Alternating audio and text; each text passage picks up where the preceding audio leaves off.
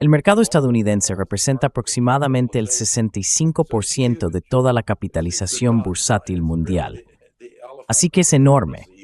Es literalmente el elefante en la habitación cuando hablamos de los mercados de capitales y de renta variable. Y sabemos que el mercado estadounidense está en una burbuja. Da igual cuáles sean las noticias, se las tragan todas y el mercado sigue subiendo. Creo que todas las cosas gordas de la excepción está exagerado en gran mal enfocado. El mercado aporta un MEFU está en déficit básicamente hasta fin de año. Essentially through the end of the year.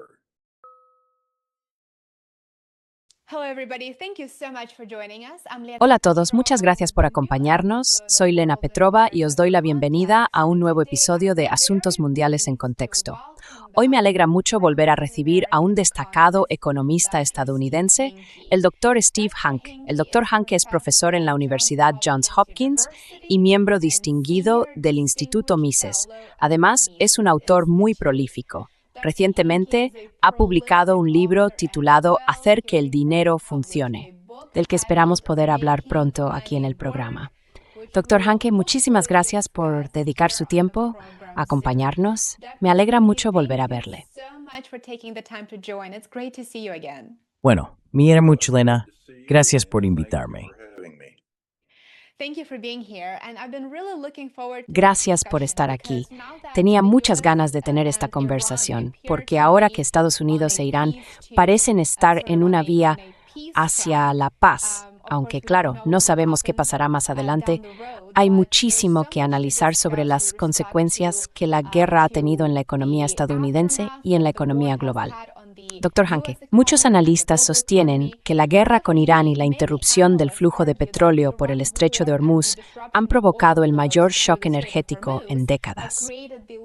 En los años 70, por supuesto, las crisis del petróleo coincidieron con una alta inflación y con estancamiento económico. Y en cierto modo, eso se parece bastante a lo que estamos viendo ahora.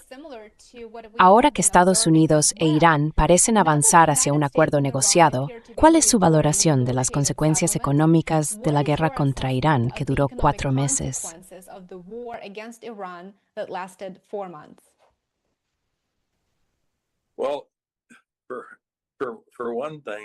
Bueno, para empezar, tenemos un memorando de entendimiento anunciado entre Estados Unidos e Irán, pero nadie sabe cuáles son los detalles de ese documento. Así que no hay manera de afirmar nada con certeza, ni siquiera sobre lo que dice el propio texto. Y es un poco, me recuerda a aquella broma del magnate de Hollywood Samuel Goldwyn, que decía que un contrato verbal no vale ni el papel en el que está impreso. Y creo que eso es justo lo que tenemos ahora. Tenemos a los expertos en dar vueltas al relato, con Trump, por supuesto, como el principal de todos. Y viendo la precisión de sus giros, creo que podemos ponerlos en duda con bastante tranquilidad. Porque lo que hay en ese memorando de entendimiento, y el verdadero problema, incluso si supiéramos lo que contiene, es que hay partes importantes del conflicto que no forman parte del memorando.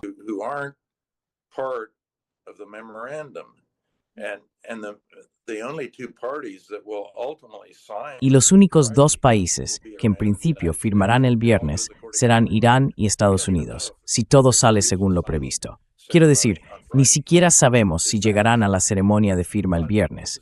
Es así de incierto. Pero supongamos que firman, y tienes a un actor importante, Israel, que no está en la foto, y a otro, Hezbollah en Líbano, que tampoco está en la foto. Y hay mucho desacuerdo sobre si Hezbollah, Israel y Líbano están realmente incluidos en el acuerdo. No lo sabemos, porque nunca hemos visto el acuerdo. Pero los iraníes dicen que sí están incluidos, y que los israelíes tendrán que retirarse del Líbano y dejar de bombardear a Hezbollah como parte del acuerdo.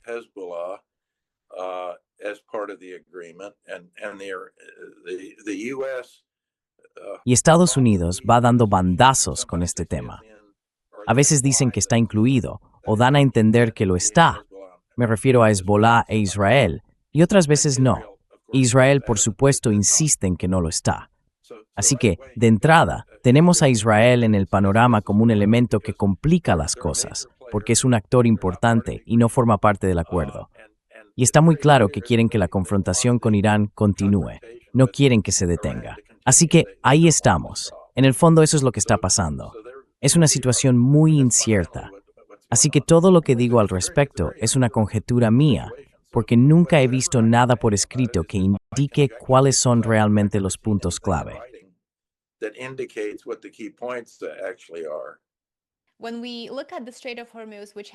Cuando miramos el estrecho de Hormuz, que ha estado en cierto modo en el centro de todo esto, tanto desde una perspectiva económica como geoeconómica, los informes indican que entre 1.000 millones y 1.500 millones de barriles de petróleo han salido del mercado desde que Estados Unidos e Israel atacaron a Irán a finales de febrero. Y ahora que existe este acuerdo provisional, un acuerdo muy frágil, Israel no forma parte de él. Y Netanyahu, por supuesto, publicó un mensaje en X diciendo que no se compromete con las condiciones del acuerdo entre Estados Unidos e Irán.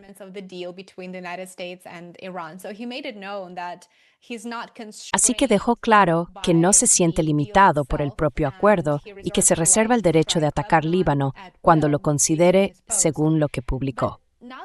Pero ahora que hay este acuerdo provisional, que ojalá lleve a una especie de iniciativa de paz, Donald Trump dice que el estrecho de Hormuz estará abierto, completamente abierto, para el viernes 19, suponiendo que ese sea el día de la firma del acuerdo. ¿Qué tan posible es que los flujos de energía vuelvan a los niveles anteriores a la guerra con Irán? Y seguiremos sintiendo las consecuencias de esta guerra durante meses, o incluso durante más tiempo. ¿Qué opinas de todo esto?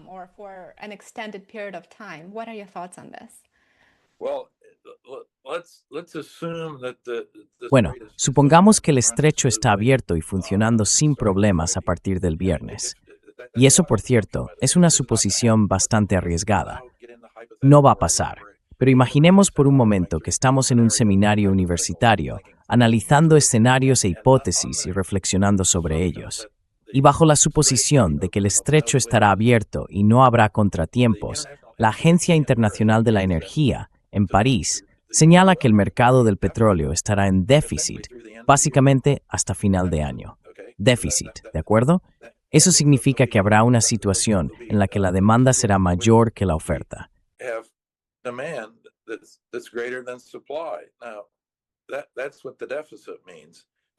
Eso es lo que significa el déficit. Significa que vamos a tener precios del petróleo más altos. Así que creo que las bajadas que hemos visto últimamente, ahora es martes, 16 de junio, y el lunes 15, llevamos 2 días con una caída bastante fuerte del precio, porque durante el fin de semana se anunció este supuesto memorando de entendimiento. Creo que esas bajadas del petróleo son temporales. El precio volverá a subir porque existe esta situación de déficit, como indica la Agencia Internacional de la Energía. Y eso significa que, como decías, hemos tirado de las reservas. Hemos tenido un gran déficit y hemos reducido los inventarios.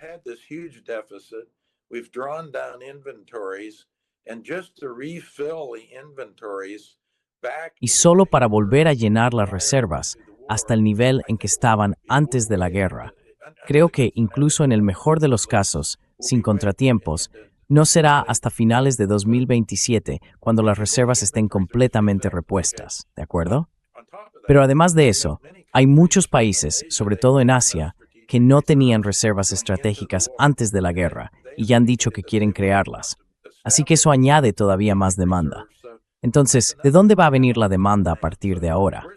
Vendrá de volver a llenar las reservas, de reponer los inventarios agotados y del petróleo que se destinará a nuevas reservas estratégicas que antes no existían, como en Filipinas, Indonesia o Singapur.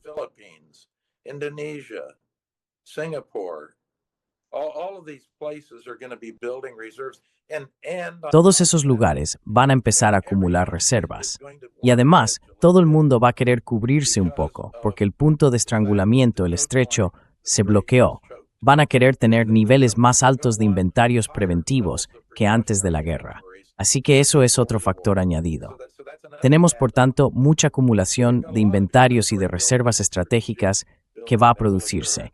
Y creo que el precio del petróleo se mantendrá alto, muy elevado, durante un tiempo. En mi opinión, los mercados no se han dado cuenta de esto. Por alguna razón, creo que los mercados simplemente no lo han visto. Y si miras los mercados en general, están reaccionando al relato. Y los mercados emergentes han subido muchísimo en el último año.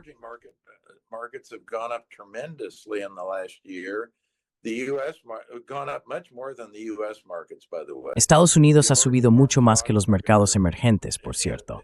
Los mercados bursátiles emergentes están, digamos, en un estado de ánimo muy alcista, y todos sabemos lo que está pasando en el gran mercado estadounidense. El mercado de Estados Unidos representa alrededor del 65% de toda la capitalización bursátil mundial. Así que es enorme, es literalmente el elefante en la habitación, Estados Unidos. Cuando hablamos de los mercados de capitales y de renta variable, y sabemos que el mercado estadounidense está en una burbuja, da igual cuál sea la noticia, se la toman como positiva y el mercado sube. Y por supuesto, el mercado ha subido con fuerza desde el anuncio de ese llamado memorando de entendimiento. Así que ese es más o menos el contexto. Y por cierto, los precios de las materias primas en general están subiendo, no solo el del petróleo.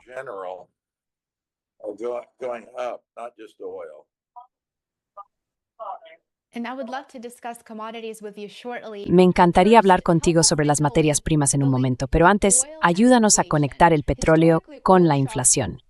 Históricamente, los choques petroleros han precedido varias recesiones en Estados Unidos. Ahora, los datos de inflación en el país siguen subiendo. Como mencionabas, en mayo el IPC aumentó hasta el 4,2%, el nivel más alto en 3 años. Tú has defendido muchas veces aquí, en el programa, que la inflación es, en el fondo, un fenómeno monetario más que un fenómeno ligado al petróleo. ¿Crees que la actual crisis energética supone un riesgo serio de recesión o de estanflación? ¿O dirías que la economía estadounidense es lo bastante resistente como para absorber la subida de los precios del petróleo y mantener más o menos su nivel actual? Está debilitándose, sí, pero quizá no esté colapsando, ¿no?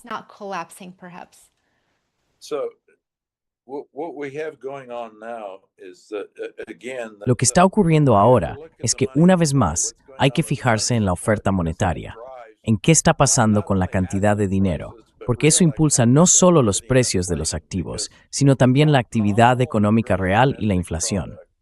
El Producto Interior Bruto nominal tiene 2 componentes, la parte de inflación y la parte de crecimiento real.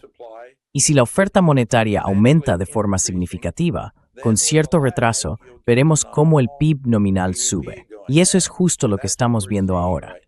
Estamos viendo no solo que la inflación está subiendo, sino también un crecimiento real bastante sólido. No un boom, pero desde luego tampoco una recesión, una base bastante firme en el sector real de la economía.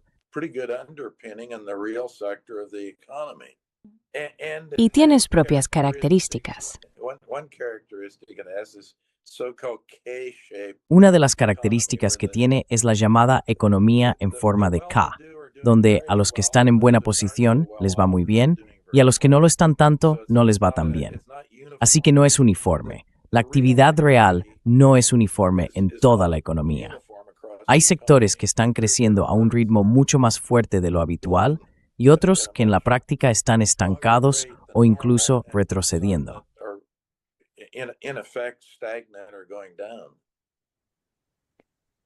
De acuerdo. Doctora Inge, me encantaría conocer su opinión sobre una pregunta que aparece con mucha frecuencia en los comentarios de mis videos. Como sabemos, Estados Unidos es un gran productor de energía, pero los estadounidenses siguen sufriendo por la subida del precio de la gasolina.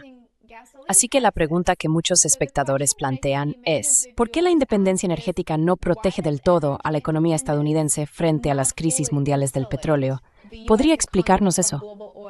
Bueno, lo que...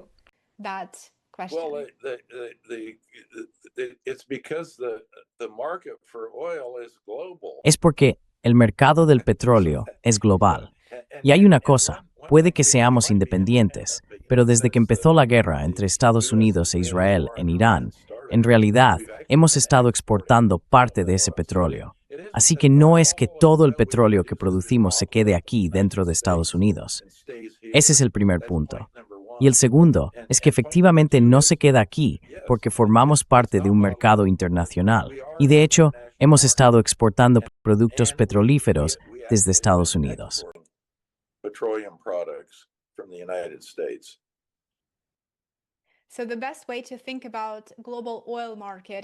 La mejor forma de entender el mercado mundial del petróleo es imaginar una especie de gran bañera llena de petróleo, ¿vale? Es un sistema global de oferta y demanda. Y el mercado energético o petrolero de ningún país está realmente aislado de los choques externos.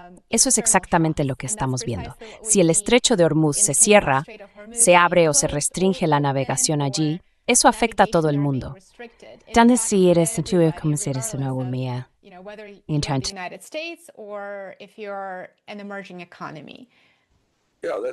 Sí, es verdad. Hay diferencia. Los efectos son distintos, pero están presentes en todas partes. Every place. Doctora Inge, en relación con la Reserva Federal y la política monetaria, la inflación en Estados Unidos se ha acelerado debido al aumento de los costes energéticos. ¿Cree usted que la Reserva Federal debería responder a este impacto o que endurecer la política monetaria podría provocar una recesión innecesaria o un nuevo golpe para la economía estadounidense? ¿Qué piensa que hará el nuevo presidente de la Reserva Federal al respecto?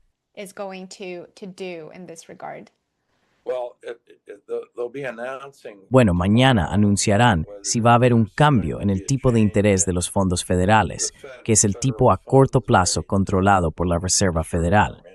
Y el mercado de futuros de fondos federales en la Bolsa Mercantil de Chicago indica que hay, creo, más de un 99,6% de probabilidad de que no haya ningún cambio mañana. I think a 99.6% chance there'll be no change tomorrow. I think that Sí, y creo que eso es lo correcto.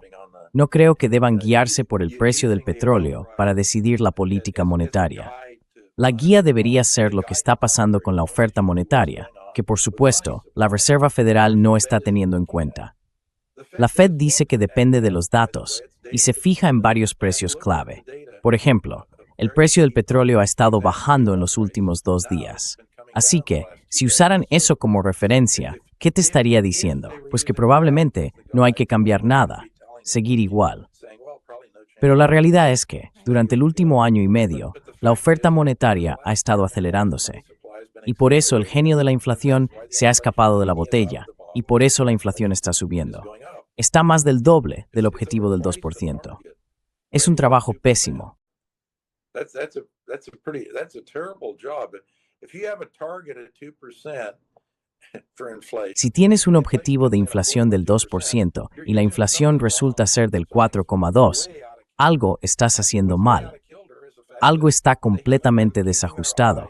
Y lo que está desajustado es que no han estado vigilando la tasa de crecimiento de la oferta monetaria, que ha ido acelerándose.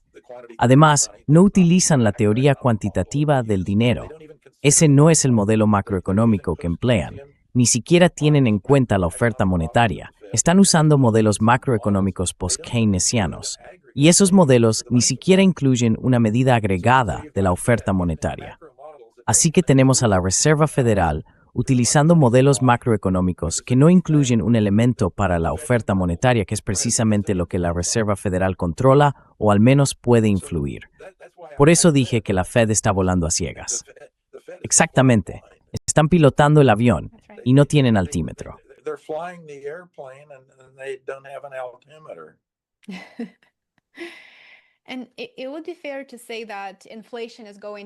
Y sería justo decir que la inflación va a seguir siendo alta, por supuesto. Y como has dicho, deberíamos esperar escasez de energía durante el próximo año. Y en segundo plano, también es justo decir que el crecimiento económico probablemente se debilite. Así que, teniendo en cuenta todos esos factores, ¿qué opciones tendría realmente la Reserva Federal, digamos, en la segunda mitad de este año o en la primera mitad de 2027, cuando vean que la inflación sigue subiendo y que la escasez de energía provoca costes energéticos elevados.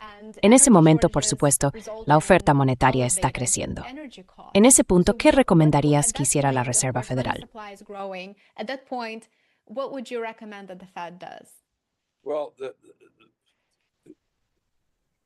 Bueno, lo importante es que tenemos un nuevo presidente. Kevin Warsh es el nuevo presidente. Mañana será el primer anuncio público que haga en ese cargo. Y ha dicho que quiere cambiar la forma en que la Reserva Federal hace las cosas.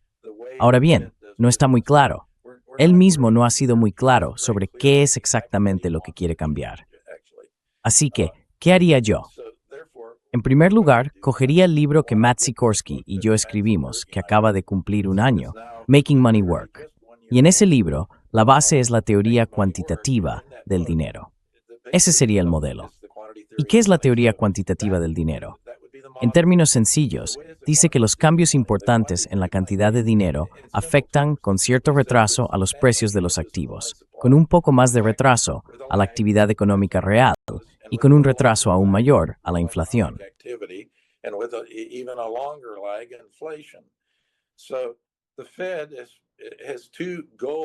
La Reserva Federal tiene dos objetivos que se supone que debe cumplir: el pleno empleo, que es la parte de la actividad económica real, y la inflación, que es la otra parte. Todo eso está dentro de la teoría cuantitativa del dinero, porque esa teoría dice que los cambios en la cantidad de dinero acaban afectando tanto a la actividad económica real como a la inflación. Así que ese sería el primer paso: cambiar el modelo macroeconómico y la forma de verlo, y anunciar que se va a empezar a fijar un objetivo de crecimiento de la oferta monetaria constante, coherente con alcanzar el objetivo de inflación del 2%.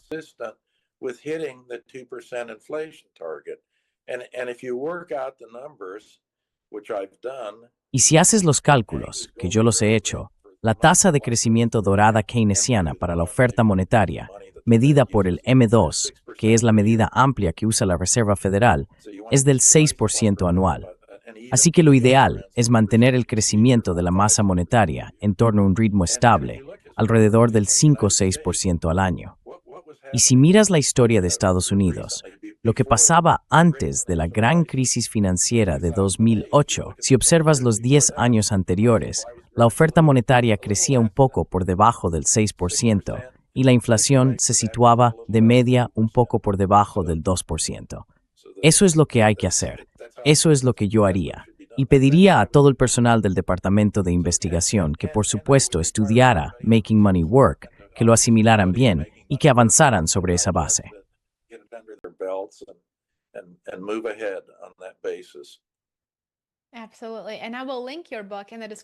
Por supuesto, y voy a dejar el enlace a tu libro en la descripción porque he empezado a leerlo y me parece una lectura fascinante. Es realmente único, no me he encontrado con algo parecido antes. Así que sí, lo recomiendo muchísimo. Doctor Hanke, en cuanto al dólar estadounidense, creo que ese tema también domina muchas conversaciones. Hace unas semanas, el Consejo Mundial del Oro publicó un informe sobre el oro sustituyendo al dólar como activo de reserva global. En las últimas semanas, el dólar se ha fortalecido frente a otras divisas. ¿Qué impacto cree que tendrá la guerra contra Irán en el dólar a largo plazo, si es que tiene alguno? ¿Y qué significa realmente para la demanda global de dólares en el corto plazo? Así que, digamos, la pregunta tiene dos partes.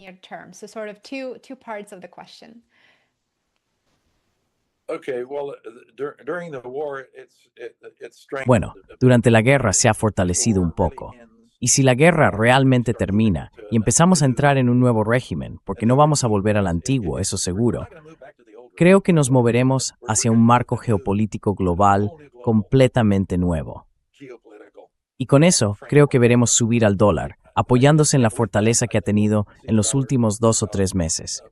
Pero no mucho, sigue siendo muy fuerte.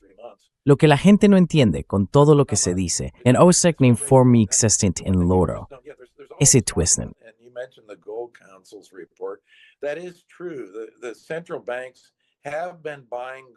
Los bancos centrales han estado comprando oro y acaban de hacer una encuesta. De más de 60 bancos centrales que participaron, más del 45% indicó que va a comprar este año. Solo uno, De esos más de 60 dijo que tenía previsto vender algo de oro. Todos los demás están comprando, así que han ido aumentando sus reservas. Además, han obtenido plusvalías, porque aunque el precio del oro ha bajado un poco a corto plazo, en el último año ha subido. ¿Qué significa eso? Pues que ahora tienes más toneladas de oro en el activo de tu balance, y que el valor por tonelada es más alto que antes de empezar a comprar más.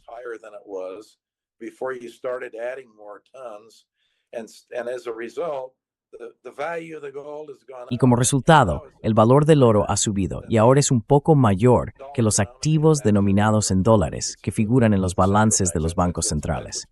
Eso es lo que ha estado ocurriendo. Y creo que va a seguir así, pero eso no significa que el dólar vaya a hundirse por esa razón. No creo que vaya a hundirse.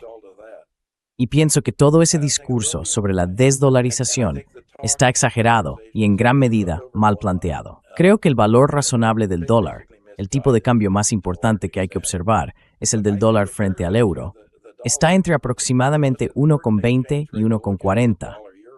Pero el dólar ha estado mucho más fuerte que eso, fuera de ese rango, desde hace ya bastante tiempo.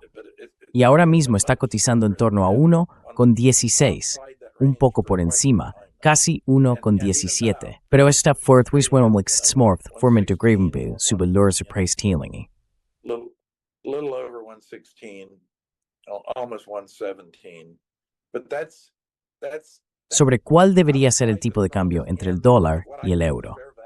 Así que, desde mi punto de vista, el dólar sigue siendo muy fuerte. From my point of view, the dollar is very strong now, still. I'm so glad that you clarified it because I know there Me alegra mucho que lo hayas aclarado, porque sé que hay muchas perspectivas distintas sobre este tema, y mirar el tipo de cambio entre el dólar y el euro es sin duda muy importante, así que me alegra que lo hayas mencionado. Es interesante escucharlo porque hay un grupo de comentaristas, digamos, que se centran mucho en eso de que China está vendiendo bonos del Tesoro de Estados Unidos y que eso significa desdolarización. Pero esa es una forma muy superficial de ver el asunto, como decías, porque hay muchos otros factores más importantes y matices en las definiciones que hay que tener en cuenta antes incluso de hacer una afirmación así. Y eso que vemos de subidas y bajadas, refleja sobre todo la volatilidad del mercado y de las transacciones. Pero la visión más amplia es justo la que acabas de describir. Y creo que eso es exactamente en lo que deberíamos estar prestando atención.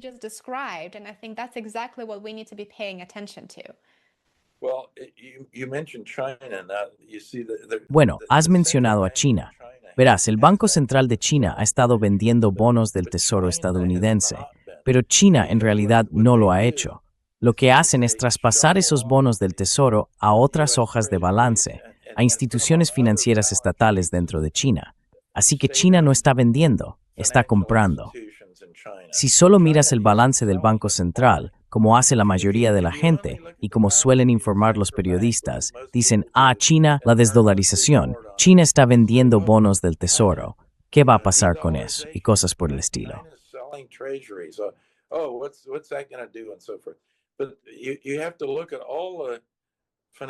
Pero hay que fijarse en todas las instituciones financieras de China, en las que están controladas por el Estado. Si miras todas esas y sumas sus balances, las tenencias del Tesoro están aumentando, no disminuyendo. Por eso, todo ese discurso sobre la desdolarización en gran parte no se sostiene. Hay una gran diferencia entre la retórica, el relato y la realidad de lo que está ocurriendo. Y para entenderlo rápidamente, basta con mirar el precio más importante del mundo, que probablemente sea el tipo de cambio entre el dólar y el euro. Y en mi opinión, aunque el dólar no está tan fuerte frente al euro como hace 2 años y medio, sigue siendo muy fuerte.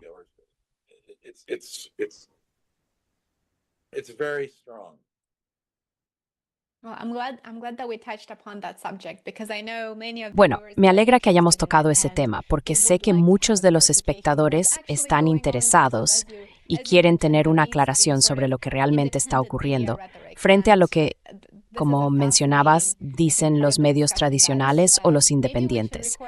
Creo que esta es una parte fascinante de la conversación y quizá deberíamos grabar un video aparte solo para profundizar en los detalles y explicar los puntos principales que debemos tener en cuenta.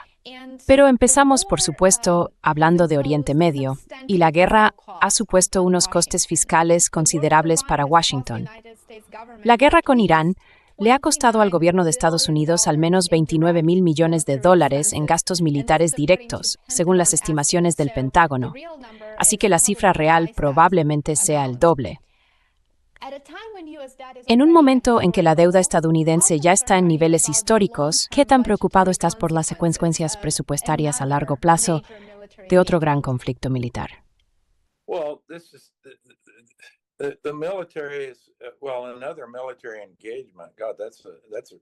Bueno, otro conflicto militar. Dios, eso sí que es una pesadilla, si alguna vez he oído una. La pesadilla es que ni siquiera tenemos todavía otro enfrentamiento, pero ya hemos aprobado aumentar el presupuesto del Departamento de Defensa de $1 billón a $1,5 billones de dólares, tal como ha pedido el presidente Trump. Es un aumento enorme, y esto va a ser perjudicial, porque incrementará el déficit. Y los déficits no son más que impuestos aplazados. Eso significa que en el futuro, los contribuyentes tendrán que pagar los intereses para cubrir la deuda que se contrajo, para financiar el aumento del presupuesto de este año, el presupuesto actual, o incluso el del próximo año, el del Departamento de Defensa. Alguien en el futuro, quizá personas que ni siquiera han votado todavía, o que ni siquiera han nacido, van a estar pagando intereses por el aumento actual del gasto o del presupuesto del Departamento de Defensa. Y eso haces.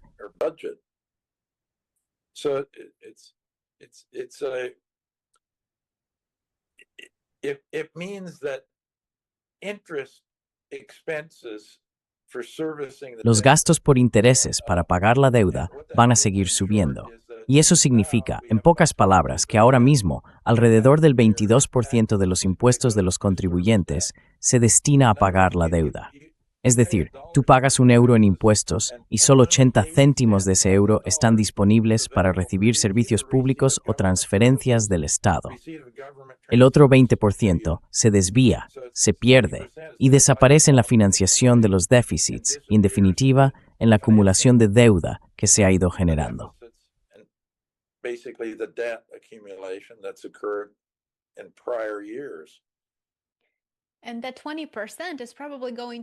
Y ese 20% probablemente va a aumentar, porque la deuda de Estados Unidos sigue creciendo.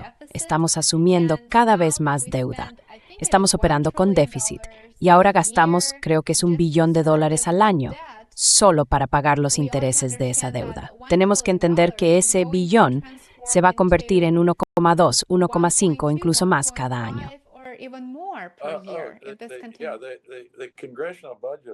La Oficina Presupuestaria del Congreso, la Oficina Presupuestaria Bipartidista del Congreso, está mostrando un interés cada vez mayor.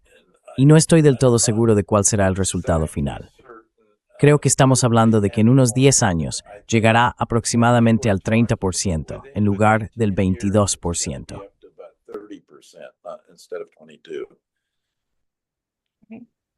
Es un crecimiento exponencial, básicamente, si las cosas siguen como están. Exacto. Y la forma más sencilla de entender toda la deuda, porque es enorme, unos 39 billones de dólares y sigue creciendo, es que la deuda en manos del público supera ligeramente el 100% del PIB. Esas cifras son difíciles de asimilar. Lo que hay que tener en cuenta es que esa deuda hay que atenderla. ¿Y qué significa eso? Significa que hay que pagar intereses sobre la deuda pendiente.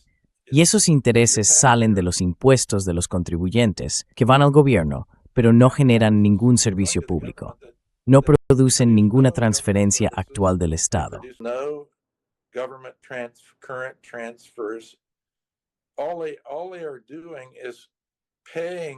Lo único que están haciendo es pagar los gastos que alguien hizo en el pasado. Y puede que, ni siquiera estuvieras ahí para votar sobre eso, o que nunca lo hayas aprobado. En realidad, mucha gente que paga sus impuestos y contribuye al pago de la deuda, ni siquiera fue votante, cuando se aprobaron los gastos que generaron esa deuda que ahora tienen que pagar. Así que es una situación muy injusta. Cada vez que un presupuesto del gobierno no está equilibrado, lo que haces es trasladar los impuestos al futuro, y esos impuestos se pagan a través del servicio de ayuda. Así que la idea de que este es dinero gratis es sinceramente una broma.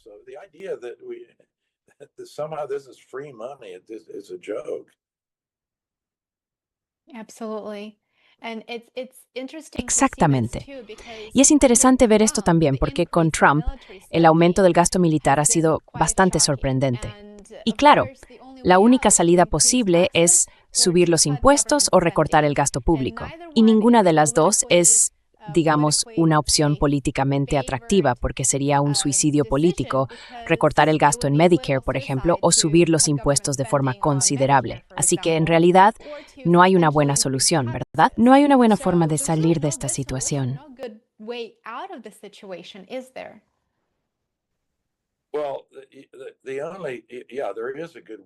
Bueno, la única buena salida a esta situación sería cambiar la Constitución de los Estados Unidos, enmendarla según el artículo 5 de la propia Constitución. Y si se modificara de modo que en la práctica dijera que salvo en tiempos de guerra o de recesión, el presupuesto debe estar equilibrado, pues por cierto, eso era lo que hacíamos en Estados Unidos. Teníamos una orientación fiscal típica de la economía clásica hasta que llegó la Gran Depresión y el New Deal. ¿Y qué significó eso? Que había una disposición constitucional y la Constitución se respetaba en el sentido de que hay muy pocas cosas enumeradas en ella en las que el gobierno puede participar y gastar dinero.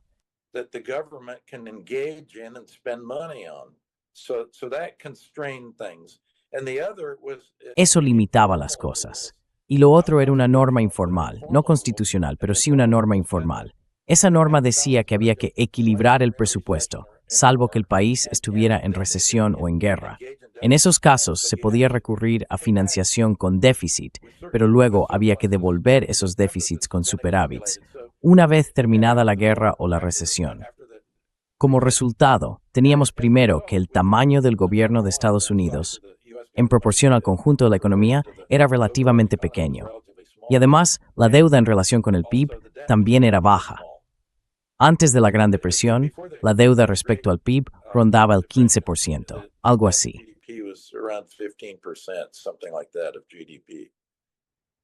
Habíamos acumulado algo de deuda, pero no mucha.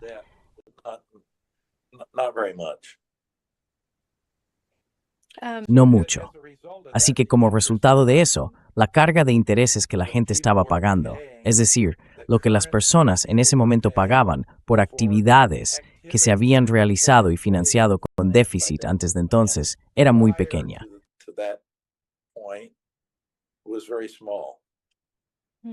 Muy bastante final. Y hay que fijarse bien en el pago de intereses. Otra forma sencilla de verlo es que al final es una carga. Si el 20% o un poco más, digamos un 22% de lo que pago en impuestos se desvía sin ningún beneficio, pues eso es en realidad un impuesto bastante grande sobre el propio sistema fiscal.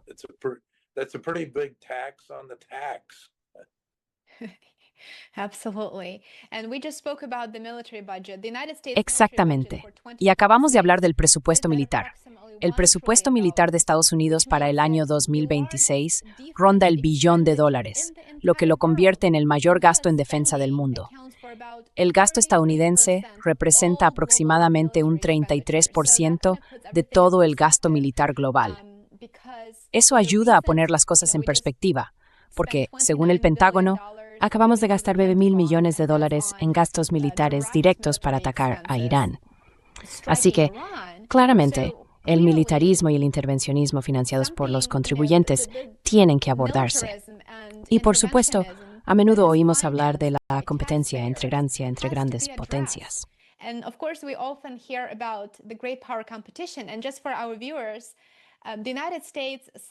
Y solo para que lo sepan nuestros espectadores, Estados Unidos gasta, o mejor dicho, tiene un presupuesto militar de $1 billón. Y eso está muy por encima de sus competidores, China y Rusia. China tiene un presupuesto militar de 336.000 millones, o sea, un tercio del nuestro, y Rusia tiene uno de 190.000 millones, incluso menor que el de China. Esto según la Fundación Peter G. Peterson, que acabo de consultar rápidamente. Así que eso pone las cosas en perspectiva. El gasto en el ejército o en lo que llaman defensa, que en realidad muchas veces es ofensiva, resulta bastante sorprendente, teniendo en cuenta los enormes déficits y el crecimiento realmente desbordado de la deuda nacional. Absolutely. Now, also, just to Por supuesto. Y bueno, para poner las cosas en contexto, estoy comprobando un dato. Ayer, uno de nuestros grandes bombarderos se estrelló en la base aérea de Edwards. Se estrelló y los 8 miembros de la tripulación murieron. Era un B-52 Stratofortress. Y para sustituirlo ahora, el modelo actualizado es el B-21 Raider, cuyo coste es de $750 millones por un solo avión. 750 millones por ofrecerse V-52 por una versión nueva. $750 million for one airplane. $750 million to replace that B-52 with the new version. So the cost of Midzenit the Warfensa. big problem, but one big problem is obviously defense. Absolutely. Absolutely. Por supuesto, por supuesto. Quizá podamos cerrar con esta pregunta que tiene que ver con el ámbito militar y con la presencia de Estados Unidos en el extranjero, así como con los gastos asociados a esa presencia. Estados Unidos tiene más de 700 bases militares repartidas por todo el mundo que debe financiar en términos de mantenimiento, preparación operativa y personal. Y no disponemos de cifras claras que nos permitan ver cuánto se gasta realmente cada año en esas más de 700 bases militares en todo el planeta. Ahora bien, es justo decir que la política exterior estadounidense se mantiene bastante coherente, independientemente de quién esté en el poder. Así que en este momento no hay un debate real sobre reducir el número de bases militares en el extranjero. La pregunta es, ¿puede Estados Unidos seguir financiando grandes compromisos militares fuera de sus fronteras mientras al mismo tiempo a una enorme carga de deuda sin provocar inestabilidad financiera? ¿Es siquiera posible? ¿Y hasta qué punto es sostenible?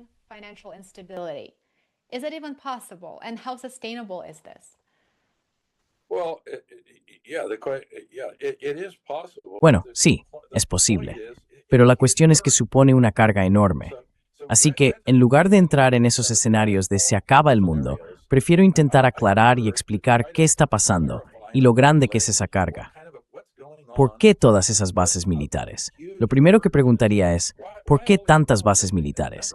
¿Qué estamos haciendo con esas bases para empezar? Y las cifras son realmente abrumadoras. Quiero decir, el número de bases militares que tiene Estados Unidos comparado con China o con Rusia. Creo que el segundo país es de hecho el Reino Unido. Y eso básicamente es un residuo de su antiguo imperio colonial.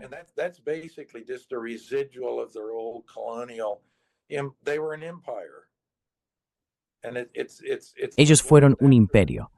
Y lo que queda después, el residuo de ese imperio, son todas esas bases británicas. Ahora, el imperio es Estados Unidos. Quiero decir, sobre todo después de la Primera Guerra Mundial y sin duda tras la Segunda, no hay ninguna duda.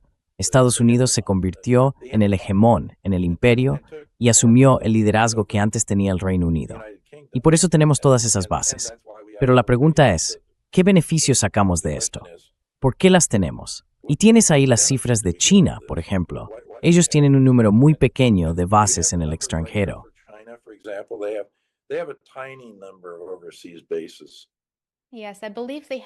Sí, creo que tienen una base militar en Djibouti. Y esa es la primera y única instalación militar en el extranjero que se tiene China en Djibouti, en el Cuerno de África.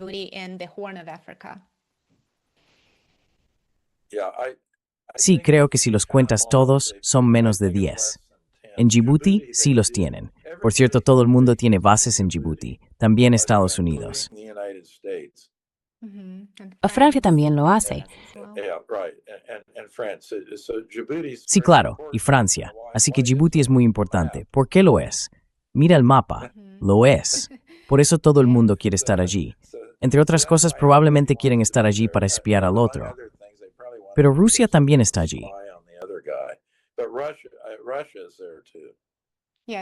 Sí, sí lo es. Y no tengo ahora mismo las cifras sobre militares rusas. Creo que Es pequeño, bastante pequeño. bastante pequeño. Sí, creo que es, bueno, lo que tenemos, tú revisaste el presupuesto de defensa de Estados Unidos supera al de todos los demás. Es más grande que la suma de los siguientes, hasta que llegas más o menos a los 10 primeros países o algo así. Así que sí, es enorme.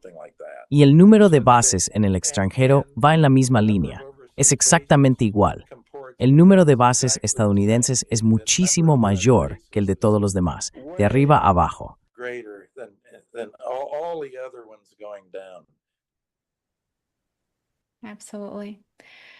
Por supuesto. Doctora Henke, muchísimas gracias por esta conversación tan interesante. Me encantaría volver a tenerla en el programa para hablar con más detalle de varios de los temas que hemos mencionado. Espero que vuelva para un nuevo episodio. Muchas gracias. Sería genial, Lena. Me tienes ganas de acompañarte.